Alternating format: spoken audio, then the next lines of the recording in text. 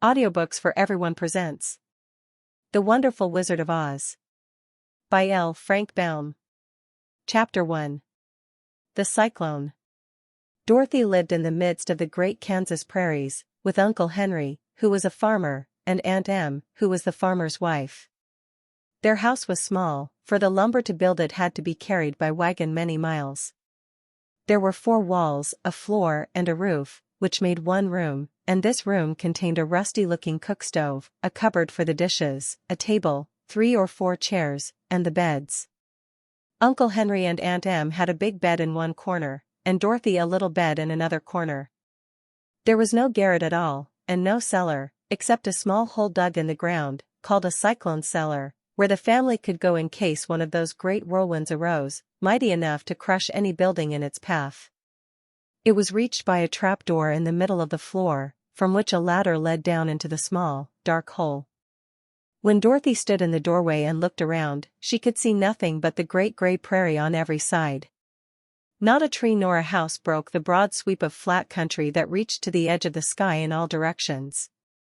The sun had baked the plowed land into a gray mass, with little cracks running through it. Even the grass was not green, for the sun had burned the tops of the long blades until they were the same gray color to be seen everywhere. Once the house had been painted, but the sun blistered the paint and the rains washed it away, and now the house was as dull and gray as everything else. When Aunt Em came there to live, she was a young, pretty wife. The sun and wind had changed her, too. They had taken the sparkle from her eyes and left them a sober gray. They had taken the red from her cheeks and lips, and they were gray also. She was thin and gaunt, and never smiled now. When Dorothy, who was an orphan, first came to her, Aunt Em had been so startled by the child's laughter that she would scream and press her hand upon her heart whenever Dorothy's merry voice reached her ears, and she still looked at the little girl with wonder that she could find anything to laugh at. Uncle Henry never laughed. He worked hard from morning till night and did not know what joy was. He was gray also, from his long beard to his rough boots, and he looked stern and solemn, and rarely spoke. It was Toto that made Dorothy laugh, and saved her from growing as gray as her other surroundings. Toto was not gray, he was a little black dog, with long silky hair and small black eyes that twinkled merrily on either side of his funny, wee nose.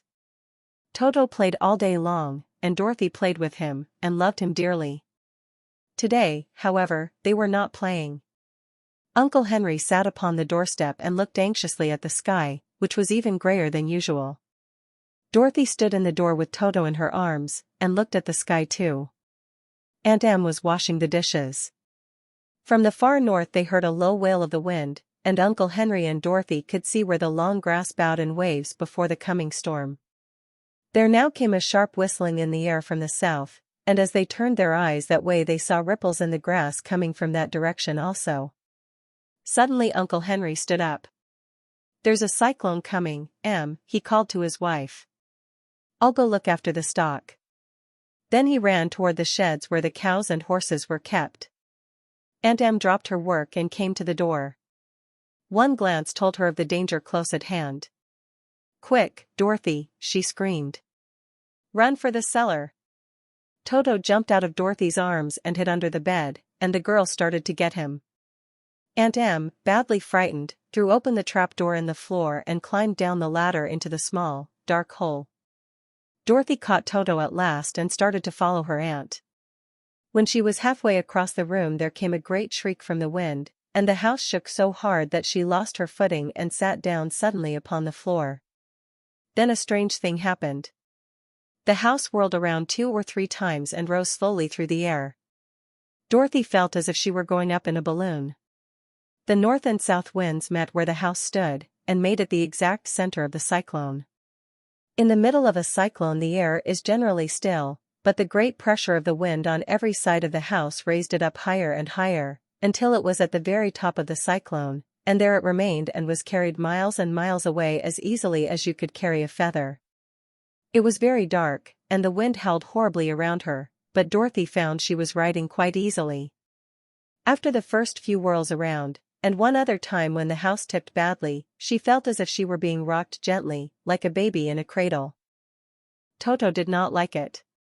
He ran about the room, now here, now there, barking loudly, but Dorothy sat quite still on the floor and waited to see what would happen.